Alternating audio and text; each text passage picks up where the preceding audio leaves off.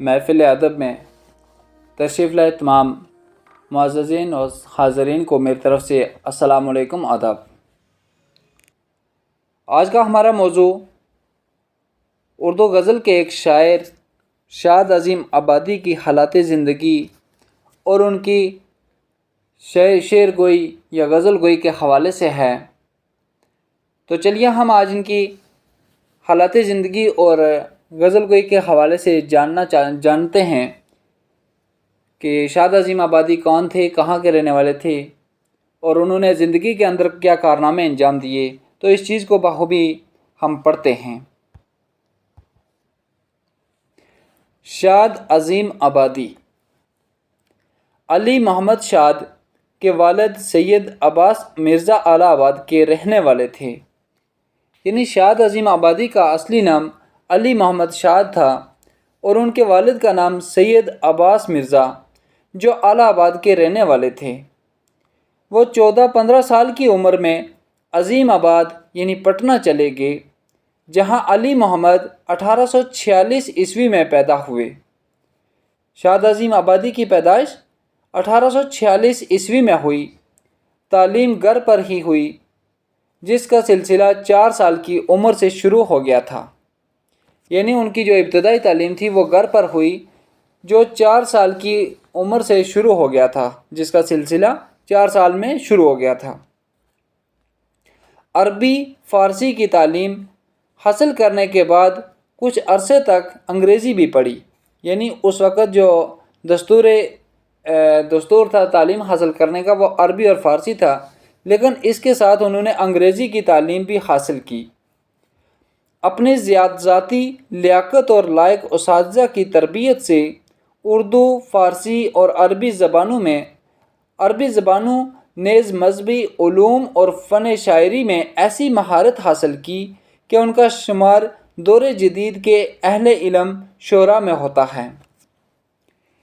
जब उन्होंने अरबी और फ़ारसी की तालीम अपने दौर के मुताबिक हासिल की और साथ में अंग्रेज़ी की तालीम भी हासिल की, उसके अलावा उन्होंने क्या किया कि उनकी जो ज़ाती लियाकत थी यानी काबिलियत थी और अपने लायक उस्ताज़ा की तरबियत से उन्होंने उर्दू, फ़ारसी और अरबी ज़बानों के अलावा मज़हबी उलूम और फ़न शेर यानी शेर कहने की जो महारत होती है, इसमें भी उन्होंने महारत हासिल की, जिसकी वजह से उनका शुमार दौर जदीद यानी जो दौर है आज का, इस दौर के अहले इल्म शोरा में होता है। यानी पढ़े लिखे शोरा में होता है, बुलंद पाया शोरा में होता है। उलूम इस्लामी कहते हैं इस्लामी तालीम को, तहसील कहते हैं हासिल करना। उलूम इस्लामी की तहसील के साथ साथ उन्होंने ईसाइयों, पारसियों और हिंदुओं की मजहबी किताबें भी पढ़ी थीं।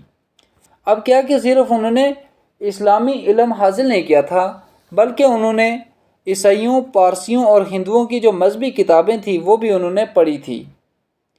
उनकी इल्मी खिदमात के एतराफ़ में हुकूमत ने 1891 ईस्वी में उन्हें खान बहादुर का खिताब दिया। 1927 ईस्वी में शाद अज़ीम आबादी ने इस जहान फ़ानी को कूच किया।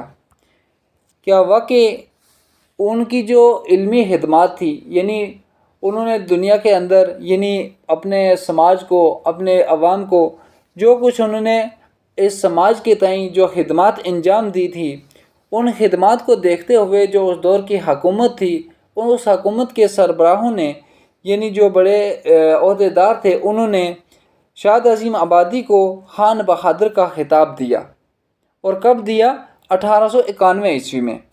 और शाद अज़ीम आबादी ने 1927 ईस्वी में इस जहान फ़ानी यानी इस दुनिया से कूच कर लिया और इस दुनिया से हमेशा के लिए चल बसे। नसर और नज़म दोनों में शाद ने कई तसानीफ़ यादगार छोड़ी जो कदर की निगाह से देखी जाती हैं। यानी शाद अज़ीम आबादी ने सिर्फ गज़ल गोई नहीं की, बल्कि उन्होंने नसर भी लिखी है और नज़म भी।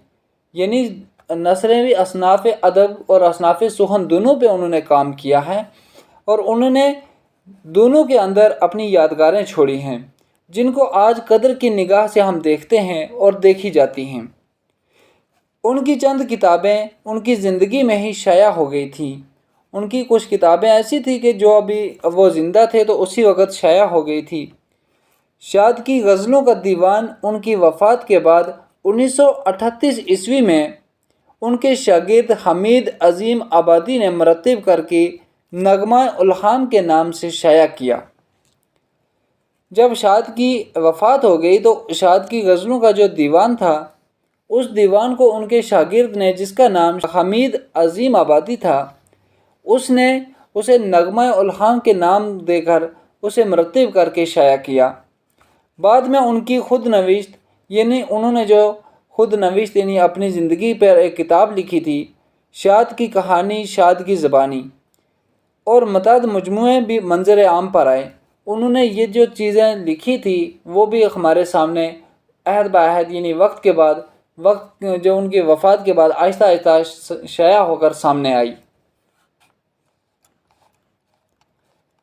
شاد نے مثنوی، غزل، قصیدہ، مرثیہ اور دوسری اصناف سخن میں طبع آزمائی کی۔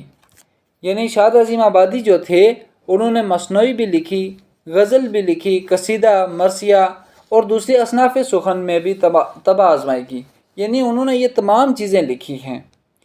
لیکن ان کی شہرت کا باعث کہتے ہیں وجہ، سبب، یعنی لیکن ان کی جو شہرت ہے، آج ان کو جو اتنی عزت ملی ہوئی ہے، اس کی وجہ ان کی غزلیں ہیں جو سادگی اور گلاوٹ، ترنم، شیرینی، کیف و سرور اور تازگی و تاثیر کی بدولت لائق توجہ ہیں۔ ان کی جو آج شہرت ہے اس کی وجہ صرف ان کی غزلیں ہیں، جن کے اندر یہ اوصاف پائے جاتے ہیں، یعنی خوبیاں پائی جاتی ہیں۔ کون کون سی؟ سادگی اور گلاوٹ، ترنم، شیرینی، کیف و سرور اور تازگی و تاثیر۔ یہ وہ چیزیں ہیں جس کی وجہ سے ان کی غزلیں جو ہیں بہت پسند کی جاتی ہیں۔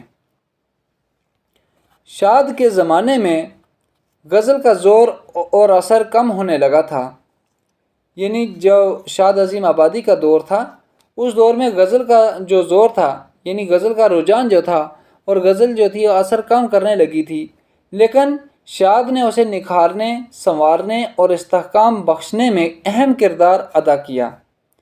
تو اس وقت شاد عظیم آبادی نے کیا کیا؟